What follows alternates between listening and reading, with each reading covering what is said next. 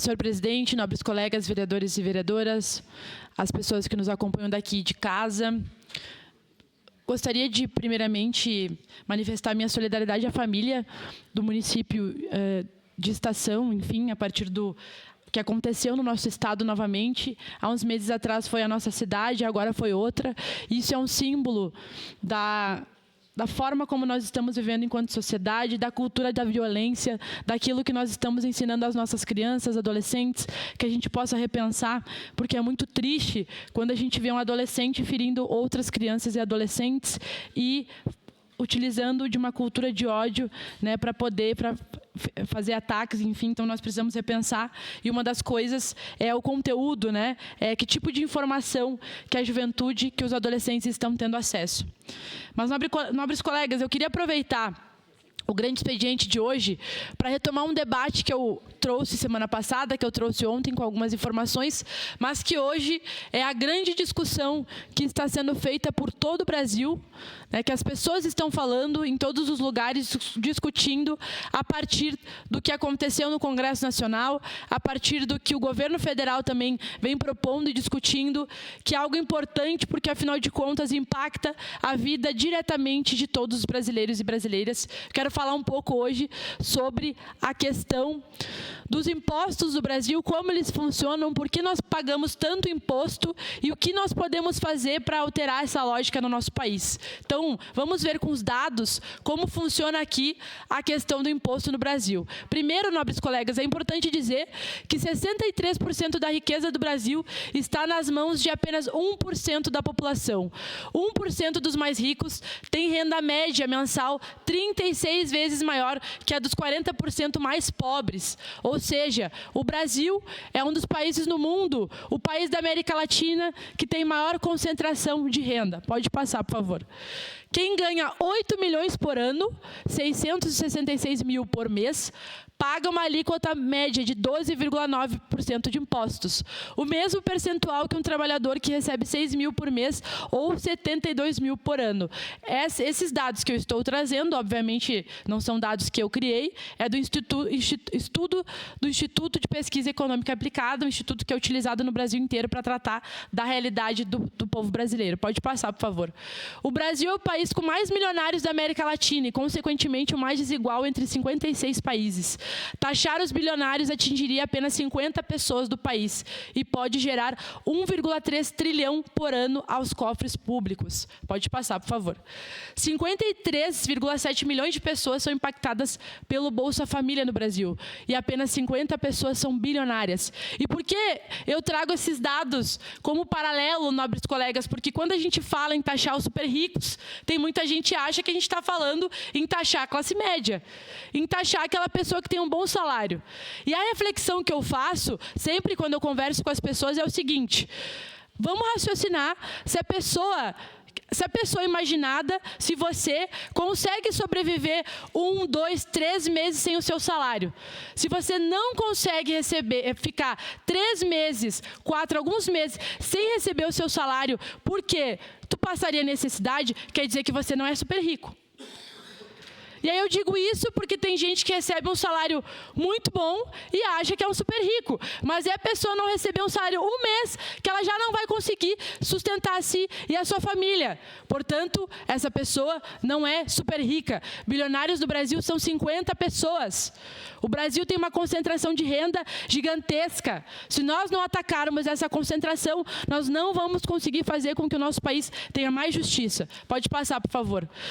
Portanto, no debate sobre o IOF, que foi trazido isso por outros colegas, senhores vereadores e senhoras vereadores, não foi o governo federal quem perdeu. Foi toda a população brasileira que trabalha o dia todo para comer de noite, trabalha durante o dia para comer de noite. É essa a realidade da maior parte da população brasileira. E aí eu queria fazer uma reflexão sobre o Congresso Nacional, que hoje, a partir de pesquisas e consultas dos jornais do país, a maioria dos deputados são contrários à taxação dos ricos e são contrários à diminuição da jornada de trabalho. Mas aí a gente tem que entender quem é o nosso Congresso Nacional hoje. o Congresso Nacional, infelizmente. Por isso que a maioria da população não se sente representada, muitas vezes, pelo parlamento, e nós, que somos Câmara de Vereadores, nós sofremos os impactos disso. Porque a maior parte do Congresso Nacional é formada por gente muito poderosa, que inclusive tem 10 deputados no Brasil que estão na lista dos mais ricos do país, e se eles não são super ricos, eles são financiados pelos super ricos. Portanto, nós temos um Congresso Nacional formado por deputados e senadores que são financiados e estão lá para defender os interesses da minoria da população, enquanto a maioria não se vê representada. É por isso que essa medida não foi aprovada, e aí noticiaram inicialmente que foi uma derrota do governo federal, mas isso não é verdade. Foi uma derrota do povo brasileiro. Já no momento oportuno já lhe concedo, vereadora. Foi o povo brasileiro que foi derrotado por um Congresso que muitas vezes é inimigo do povo. E aí, quando as pessoas começaram a falar sobre as informações, trazer dados, quando essa disputa começou a acontecer no Brasil, e hoje grande parte do povo, a partir das últimas pesquisas que saíram, são a favor dessas medidas, o Congresso já deu uma balançada. Então, população caxiense que nos acompanha, é importante que vocês fiquem ligados no que acontece no parlamento, seja na Câmara dos Deputados, seja na Assembleia Legislativa, ou seja na Câmara de Vereadores, porque muitas medidas antipovo são aprovadas porque as pessoas não estão sabendo o que de fato acontece. E hoje é a tentativa de fazer justiça nesse país com essas medidas. Sua parte, vereadora Estela. Muito obrigada, vereadora Andressa. Parabéns pelo tema. É importante a gente falar sobre justiça tributária em um país tão desigual e falar sobre o fim da jornada da escala 6x1, sem a redução salarial.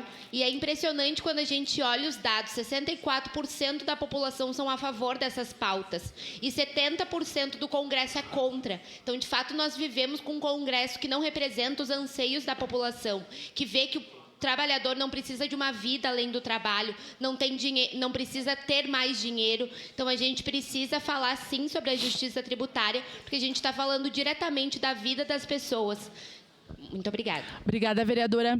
É exatamente isso. Um Congresso Federal, um Congresso Nacional que não representa os interesses da maioria da população, que se mantém a partir de orçamento secreto, que se mantém sempre os mesmos grupos sendo representados e o povo cada vez mais está distante desses espaços de representação. Infelizmente, os trabalhadores são a minoria nesses espaços e nós precisamos fazer com que a população tenha consciência disso para que as mudanças reais que nós precisamos aconteçam e sejam aprovadas com muita pressão na maioria dos deputados. Portanto, nobres colegas, taxar quem ganha mais e isentar total ou parcialmente quem ganha menos resulta em 114 mil pessoas que vão pagar mais impostos e 10 milhões de pessoas que diretamente serão beneficiadas apenas com a medida da isenção do imposto de renda para quem ganha até R$5 mil no Brasil. Pode passar, por favor. E aí aqui eu quis trazer, nobres colegas, os nomes de quem são os super ricos no Brasil. Porque quando a gente fala em super rico, tem gente que é o dono do mercadinho da esquina, o pequeno agricultor, às vezes o pequeno empresário, a classe média acha que nós estamos falando dela. Não é a classe média, nobres colegas. A classe média é quem também é uma grande... Ela é afetada por essa cobrança de impostos injustas. Portanto, os trabalhadores e a classe média são aqueles que têm que pagar menos proporcionalmente e quem ganha muito tem que pagar mais. Quem são os super ricos no Brasil? Um deles, Eduardo Saverin, tem uma fortuna de 34,5 bilhões. Cofundador do Facebook, cofundador e co-presidente do Banco Capital. Uma declaração de líder para a bancada do PCdoB, por favor, senhor presidente. Oportuno, segue em declaração. E aí eu faço uma reflexão com a população caxiense. Como que uma pessoa tem tanta fortuna assim? Essa fortuna aqui é para os netos, tataranetos. Essa herança vai passar para até a 10ª geração e para mais. Essa pessoa não precisa trabalhar para sobreviver. Outra pessoa super rica, Vicky Safra, fortuna de 20,7 bilhões, herdeira do Império Safra, banco com raízes na Síria e forte presença no Brasil e no mundo. E aí eu queria falar um pouquinho sobre a ideia que tem gente que adora falar em meritocracia, né? E eu sempre digo que meritocracia, se ela valesse de fato, a maior parte do povo brasileiro era rico. Porque o povo brasileiro trabalha pra caramba, para muitas vezes não conseguir nem pagar o seu próprio alimento, não consegue comprar uma casa, não consegue fechar as contas no fim do mês. Então, se a meritocracia de fato valesse, todo o povo brasileiro era rico. Porque não é por falta de trabalho. E aí aqui, a herdeira do Império Safra, essa trabalhou, né? Essa trabalhou. Porque ela, está escrito ali, ó, ela é herdeira. Não precisou fazer nada para ter 20,7 bilhões. Portanto, essa ideia da meritocracia, gente, isso não existe no Brasil. O dia que, pelo menos, a gente taxar os super ricos, a gente pode começar a pensar em falar em meritocracia. Enquanto isso, quem é rico nesse país é por herança, ou é por jeito ilícito. Agora, rico porque trabalhou, eu nunca conheci. Se existem ricos por trabalho, é 1 em 1 milhão. Agora, somente pelo suor do seu trabalho, eu desafio os nobres colegas que defendem os ricos a vir aqui apresentar. Já lhe passo, nobres colegas. Outro super rico, Jorge Paulo Lemann, fortuna de 17 bilhões, sócio da 3G Capital Partners, fundo que investe na varejista americana, na cervejaria, enfim, está escrito ali, Embev. Carlos Alberto Sicupira, fortuna de 7,6 bilhões, sócio da 3G Capital, acionista da AB Embev. André Esteves, fortuna de 6,9 bilhões, principal sócio da BTG Pactual. Aí, eu faço uma pergunta aqui para os nobres colegas e para a população caxiense também. Alguém de vocês conhece essas pessoas? Alguém dessas pessoas mora aqui em Caxias do Sul? Não, a gente não conhece. A gente nem sabe quem são direito. Então, essa história de que, estão criando mais imposto. Pode passar, por favor, que eu quero falar um pouco sobre isso. Por que a gente diz que essa cobrança ela é injusta? Porque a maior parte da arrecadação total brasileira, 50%, advém da tributação indireta, que é aquela que recai sobre a compra de bens e serviços. Na média, a OCDE, esse tipo de tributação corresponde a apenas 32,4% da arrecadação total.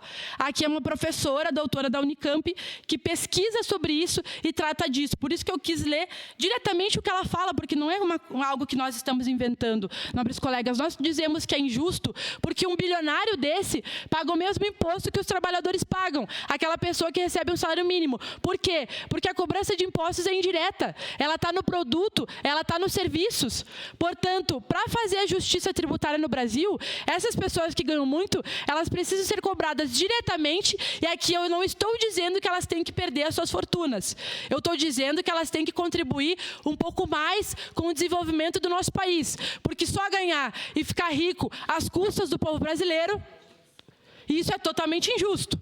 Né? Então, os impostos do Brasil, eles estão lá quando a gente vai comprar o feijão, ele está lá nas pessoas que são trabalhadoras e que pagam imposto diretamente a partir do seu trabalho, nos serviços que a gente paga, quando a gente precisa ter acesso a alguma coisa, tem imposto. Todo mundo paga o mesmo imposto, quem ganha mais, quem ganha menos. É esse que é o cerne da questão e o problema dos impostos no Brasil. Taxar os super ricos é cobrar impostos mais justos de quem ganha muito. E aí aqui eu queria falar, né, porque daí tem gente que vai dizer, isso aí é uma medida comunista, isso aí é coisa da esquerda. Colegas, se vocês forem pesquisar países governados da direita à esquerda, qualquer partido no mundo, os governos fazem isso para arrecadar dinheiro para poder investir nos serviços públicos. Trouxe aqui exemplos de países como Noruega, Suíça e França. E aí pesquisem para ver quais os governos que estão à frente desses países. Para a gente entender que a questão não é direita ou esquerda, a questão é justiça. É a justiça que precisa ser feita. E aí, quando esse debate sempre foi feito no Brasil, João Goulart, próprio Getúlio Vargas, toda vez que essa discussão foi levantada, os governos passaram por grandes crises.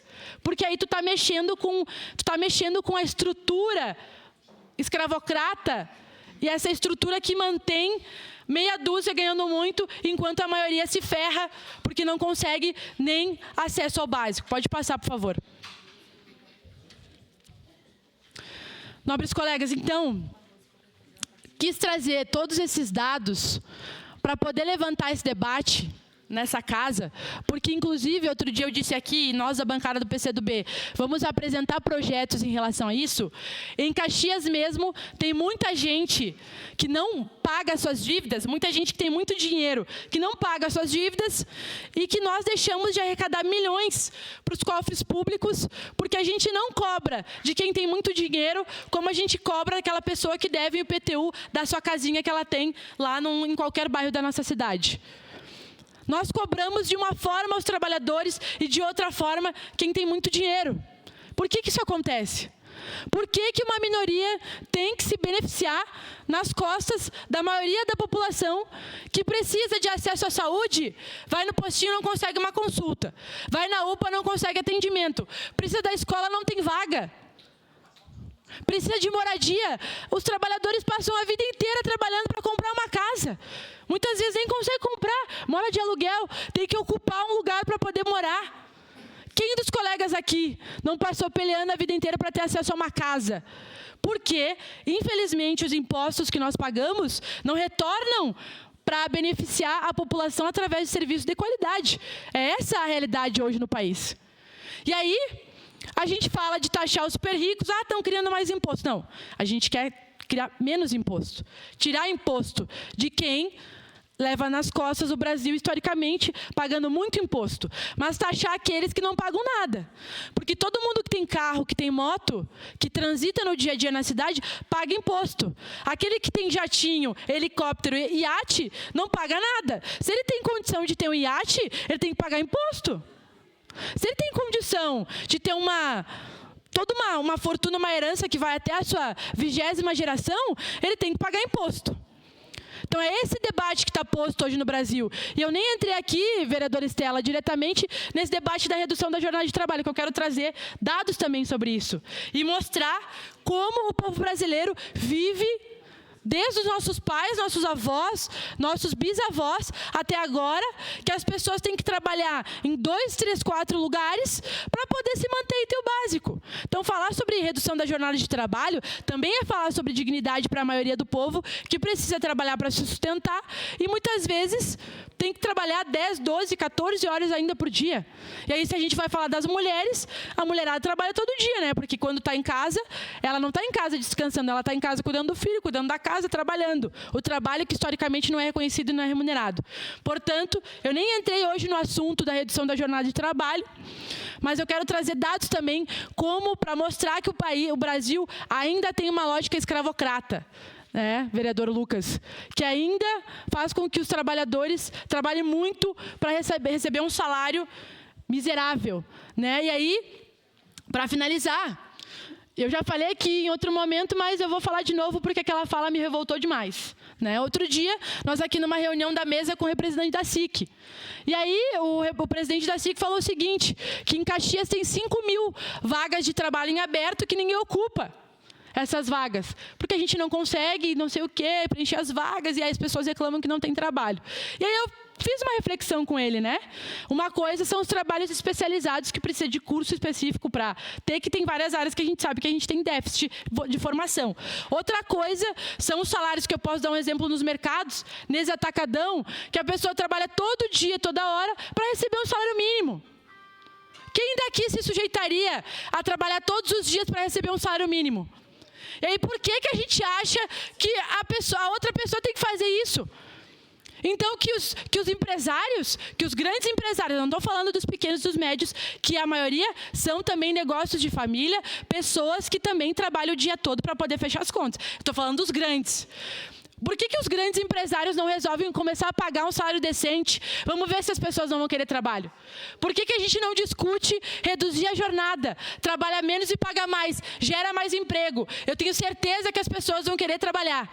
Enquanto a gente querer que a pessoa baixe a cabeça e trabalhe por um salário que não paga nem a sua comida, porque daí eu ouvi relatos, a pessoa trabalha no mercado, recebe um salário mínimo e ela não tem direito nem a comer, ela não pode nem lanchar. Para lanchar, ela tem que pagar. Ou seja, isso não é escravidão, nobres colegas? É isso que está sendo discutido hoje no Brasil. É isso que o governo federal está colocando em debate. Que tipo de vida nós queremos ter? Que tipo de vida nós queremos oferecer para a população brasileira? Eu quero que o povo trabalhador trabalhe, tenha um trabalho digno. Que ele não tenha que trabalhar a vida inteira sem conseguir se aposentar. Que ele possa ter uma renda decente. E aproveitar com a sua família. Que ele tenha direito a lazer, a descanso, que ele possa viajar. Quantos de nós, os nossos pais, os nossos avós, mal saíram de Caxias porque não tinham condição para sair daqui, porque não conseguiam viajar, não conhecem avião? É uma vida digna, não quero que eu tenha acesso a isso. Eu quero que todo brasileiro tenha acesso ao descanso, ao lazer, ao esporte e à cultura. Para isso precisa de melhores salários, para isso precisa de melhores serviços e para isso a gente precisa taxar os ricos que nunca pagaram imposto nesse Brasil e precisam começar a pagar para contribuir com o desenvolvimento do nosso país. Obrigada, senhor presidente. Obrigado, vereadora Andressa Marques. Com a palavra